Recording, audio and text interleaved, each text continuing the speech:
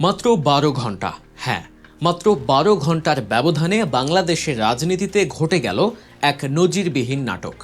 দেশের সবশেষ আসন বান্দরবান ৩০০ নম্বর আসনে যে ঘটনা ঘটল তা সম্ভবত রাজনীতির ইতিহাসে বিরল। রোববার রাতে যে আসনটি জোটের স্যাক্রিফাইস বা ত্যাগের প্রতীক হিসেবে এনসিপিকে দান করে দেয়া হয়েছিল, সোমবার দুপুর গড়াতে না গড়াতেই তা আবার জামায়াতকে ফিরিয়ে নিতে হলো। একে কি ইউটার্ন বলবেন, নাকি তৃণমূলের চাপের কাছে কেন্দ্রের আত্মসমর্পণ? বান্দরবানের এই নাটকীয়তার পেছনের কারণটা কিন্তু খুব স্পষ্ট। কেন্দ্রের নেতারা হয়তো বড়মুনের পরিচয় দিয়ে আসন ছেড়ে দিয়েছিলেন, কিন্তু মাঠ পর্যায়ের কর্মীরা এই দান ছত্র মেনে নেননি। অ্যাডভোকেট আবুল কালামের মতো একজন শক্তিশালী প্রার্থীকে বসিয়ে দেওয়ার খবরে বান্দরবানের জামায়াত শিবিরে যে ক্ষোভের আগুন জ্বলে উঠেছিল তা নেভাতেই কেন্দ্র বাধ্য হয়েছে বাস্তবতায় ফিরে আসতে। কিন্তু প্রশ্ন হলো, বান্দরবানে না হয় ভুল শুধরানো গেল, কিন্তু চুয়াডাঙ্গা, ঢাকা কিংবা রংপুরের মতো গোল্ডেন সিট বা নিশ্চিত বিজয়ের আসনগুলোতে কেন এই আত্মঘাতী সিদ্ধান্ত বহাল থাকবে? আজ আমরা জামায়াতের সেই তথাকথিত আসন সমঝোতা বা অনেকে যাকে বলছেন চ্যারিটি রাজনীতি তা ময়না তদন্ত করব। দেখব কেন এই সিদ্ধান্তগুলো হাজারো কর্মীর হৃদয়ে রক্তক্ষরণ ঘটাচ্ছে। জামায়াতের বর্তমান এই আসন ভাগাভাগিকে আপনি কি বলবেন? সমঝোতা নাকি আসন বিতরণ? চলুন একটু চুয়াডাঙ্গা 2 আসনের দিকে নজর দিই। 1991 সাল থেকে এই আসনটি জামায়াতের দুর্গ হিসেবে পরিচিত। এখানে জামায়াতের প্রার্থীরা অতীতে একাধিকবার বিজয়ী হয়েছেন। সোজা কথায় এখানে জামায়াতের প্রার্থীকে হারানো প্রায় অসম্ভব। অথচ বিজয়ের নিশ্চয়তা থাকা এই আসনটি তুলে দেয়া হলো কার হাতে? এনসিপির মোল্লা এহসান ফারুকের হাতে। তথ্য অনুসারে এই ব্যক্তি একজন কট্টর জামায়াত শিবির বিদ্বেষী। ভাবা যায়, যে লোকটা রাজনীতির মাঠে সারাদিন জামায়াতকে গালি দেন, জামায়াতের কর্মীরাই তাকে কাঁধে করে সংসদে নিয়ে যাবেন, তাকে জেতানোর জন্য ঘাম ঝরাবেন। এর চেয়ে কি বড় রাজনৈতিক আইরনি বা পরিহাস আর কি হতে পারে? একই চিত্র আমরা দেখতে পাই ঢাকা 11 আসনে। এখানে জামায়াতের প্রার্থী আতিকুর রহমান দিন রাত এক করে পরিশ্রম করেছেন। তিনি জয়ের জন্য একটি শক্ত ভিত্তি তৈরি করেছিলেন। অভ্যন্তরীণ জরিপ এবং মাঠের অবস্থা বলছিল এখানে জামায়াতের জয় সুনিশ্চিত। বিশেষ করে ঢাকায় আসা বিভিন্ন এলাকার জামায়াত সমর্থক ভোটারদের কৌশলে এই আসনে ভোটার বানিয়ে একটি বিশাল ভোট ব্যাংক তৈরি করেছিল দলটি। কিন্তু শেষ মুহূর্তে সমঝোতার নামে আসনটি দেয়া হলো এনসিপির নাহিদ ইসলামকে। তৃণমূলের কর্মীরা এখন প্রশ্ন তুলছেন, জুলাই বিপ্লবকে পুঁজি করে উঠে আসা এই ব্যক্তি কি আদৌ জামানত বাঁচাতে পারবেন? তার রাজনৈতিক অবস্থান নিয়ে ধোঁয়াশা তো কাটেইনি, বরং আসিফ মাহমুদকে অভিনন্দন জানিয়ে তিনি যে ফেসবুকে পোস্ট করেছেন, সেখানে সাদিক কায়েমের ছবি ক্রপ করা বা কেটে ফেলার বিষয়টি নতুনভাবে বিতর্কের জন্ম দিয়েছে। নিজের জোটের বা আন্দোলনের সঙ্গীদের ছবি যিনি ইচ্ছাকৃতভাবে সরিয়ে দেন, তিনি রাজনীতির মাঠে কতটা উদার হতে পারবেন তা নিয়ে প্রশ্ন থেকেই যায়।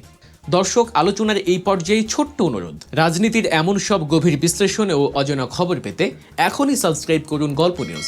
ফিরে আসছি মূল আলোচনায়। উত্তরের জনপদ রংপুরের দিকে তাকালে সেখানেও শোনা যাচ্ছে একই হাহাকার। রংপুর 4 আসন। এখানে জেলা জামায়াতের আমির এটিএম আজম খানের মতো একজন হেভিওয়েট প্রার্থী ছিলেন। আল্লামা দেলোয়ার হোসেন সাইদি সাহেবের রায়ের সময় যে 5 জন শহীদ তাদের রক্ত দিয়ে এই জনপদকে উর্বর করেছিলেন, সেই আবেগ মাখা আসনটি দেয়া হলো এনসিপির সদস্য সচিব আক্তার হোসেনকে। আক্তার হোসেন একসময় শিবিরের সাথী ছিলেন, এটা সত্য, কিন্তু বর্তমানে তার জনভিত্তি কতটুকু? বিএনপির এমদাদুল হকের মতো শিল্পপতির টাকার গরমের সামনে আক্তার হোসেন কি আদৌ টিকতে পারবেন? জামায়াতের মাঠ পর্যায়ের কর্মীরা ক্ষোভ প্রকাশ করে বলছেন, এগুলো আসলে কোনো সমঝোতা নয়, এগুলো এক ধরনের পলিটিক্যাল সুসাইড বা রাজনৈতিক আত্মহত্যা। অনেকে তো এমন সন্দেহ করছেন যে এসব আসন ছেড়ে দেয়া মানে হলো বিএনপিকে বা প্রতিপক্ষকে ইচ্ছাকৃতভাবে ওয়াক ওভার দেয়া। এবার আসি ঢাকা 8 আসনে। বলা হয় এটি জামায়াতের সবচেয়ে বেশি ভোটারদের আসন।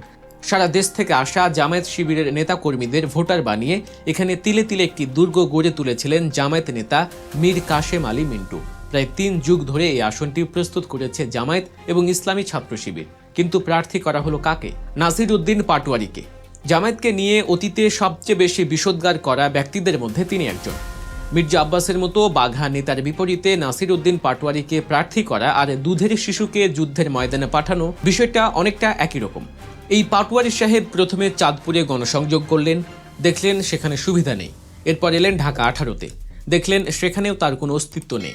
এখন তিনি আবার জামায়াত এনসিপি জোটের ঢাকা 8 আসনের প্রার্থী। রাজনীতি কি ছেলে খেলা?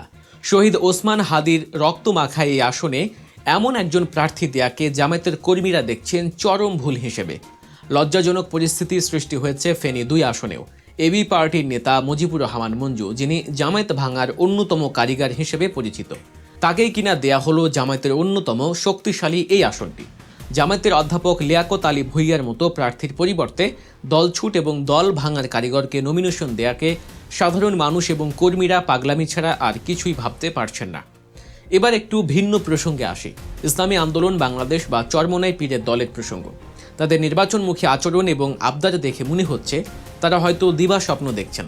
তারা 143টি আসনকে এ গ্রেড বা নিশ্চিত বিজয়ের আসন হিসেবে তালিকাভুক্ত করেছেন। জামায়াতের ভোট ব্যাংকের উপর ভর করে কুমিল্লা 11, চট্টগ্রাম 15, কক্সবাজার 3 এগুলো তো চাইলেনই, এমনকি সাতক্ষীরা 3-এর মতো আসনেও তারা দাবি করে বসেছেন। সাতক্ষীরা জামায়াতের কেমন ঘাঁটি সেটা কি ইসলামী আন্দোলন জানে না? সাতক্ষীরায় যেখানে জামায়াত 300 ভোল্টেজে প্রচারণা চালাচ্ছে, সেখানে চরমোনাই চাচ্ছে জামায়াতের কাঁধে ভর করে বৈতরণী পার হতে। বাস্তবতা হলো এই আসনগুলোতে ইসলামী আন্দোলনের নিজস্ব কোনো নির্বাচনী প্রচারণা নেই, মিছিল মিটিং নেই, এমনকি কেন্দ্রে ভোটার আনার সামর্থ্য তাদের নেই। সব করতে হবে জামায়াতকে।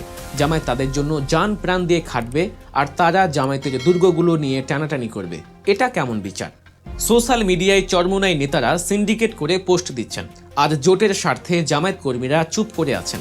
কিন্তু তাদের এই আচরণ দেখে মনে হচ্ছে তাদের আবদার মেটাতেই হবে, নয়তো তারা ব্যর্থতার সব দোষ জামায়াতের উপর চাপিয়ে দিয়ে কেটে পড়বেন। নিজেদের সামর্থ্য অনুযায়ী আসন চাওয়াটা কি শোভনীয় ছিল না? আমরা জানি জামায়াতের সম্মানিত আমির ডাক্তার শফিকুর রহমান অত্যন্ত উদার মনের মানুষ।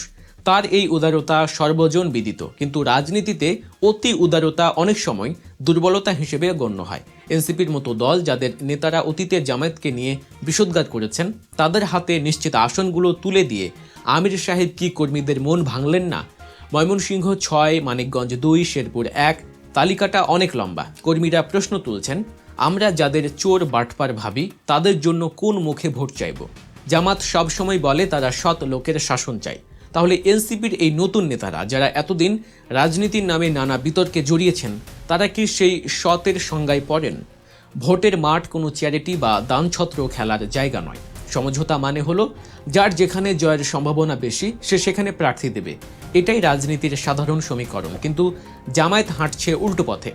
নিজেদের নিশ্চিত আসন অন্যকে ছেড়ে দিচ্ছে, নিজেদের তিলে তিলে গড়া দুর্গ অন্যদের হাতে তুলে দিচ্ছে। এর ফলাফল কি হবে? এর ফলাফল ভয়াবহ হতে পারে। অনেক নেতাকর্মী হয়তো ক্ষোভ দুঃখে ভোট কেন্দ্রেই যাবেন না, আর নির্বাচন পার হলেই এনসিপি বা অন্য ছোট দলগুলোর নেতারা যে আবার পল্টি নেবেন না বা গাদ্দারি করবেন না, তার গ্যারান্টি কে দেবে? এরা জিতলে তো গাদ্দারি করবেই, আর হারলে বলবে জামায়াতের লোকজন কাজ করেনি তাই হেরেছি। অর্থাৎ চিটো জামায়াতের, পাটো জামায়াতের, সব দোষ জামায়াতের ঘাড়েই আসবে। বান্দরবানের ঘটনা প্রমাণ করেছে কেন্দ্র ভুল করতে পারে, কিন্তু তৃণমূল কখনো ভুল করে না। বান্দরবানে যদি 12 ঘন্টায় সিদ্ধান্ত বদলানো যায়, তবে চুয়াডাঙ্গা, রংপুর বা ঢাকার ওই আসনগুলো নিয়েও পুনর্বিবেচনার সময় কি এখনও শেষ হয়ে গেছে? জামায়াত নেতাদের বুঝতে হবে, কর্মীদের মনোবল ভেঙে দিয়ে কোনো জোট সফল হয় না। এনসিপি বা চরমোনাইকে খুশি করতে গিয়ে নিজের ঘরের সন্তানদের এতিম করার এই নীতি শেষ পর্যন্ত আত্মঘাতী হতে পারে। জোট অবশ্যই হতে হবে, কিন্তু সেই জোটে জামায়াত যদি নিজেরাই মাত্র 150 আসনে নির্বাচন করে আর বাকি 150 আসন অন্যদের জন্য ছেড়ে দেয়, যাদের জয়ের কোনো সম্ভাবনাই নেই, তবে সেটা হবে বিএনপিকে লিখে দেয়া জয়ের মতো। দর্শক, আপনাদের কি মনে হয়, জামায়াতের কি উচিত তৃণমূলের কথাগুলো শুনে এই নিশ্চিত আসনগুলো ফিরিয়ে নেয়া, যেহেতু এখনও কিছুটা সময় আছে, নাকি জোটের স্বার্থ এই স্যাক্রিফাইস বা ত্যাগ মেনে নেয়াই বুদ্ধিমানের কাজ হবে? আপনাদের সুচিন্তিত মতামত আমাদের জানান কমেন্ট বক্সে। আর রাজনীতির এমন সব ভেতরের খবর এবং বিশ্লেষণ পেতে গল্প নিউজ সাবস্ক্রাইব করতে ভুলবেন না। দেখা হবে পরবর্তী ভিডিওতে। সে পর্যন্ত ভালো থাকুন, সজাগ থাকুন। আল্লাহ হাফেজ।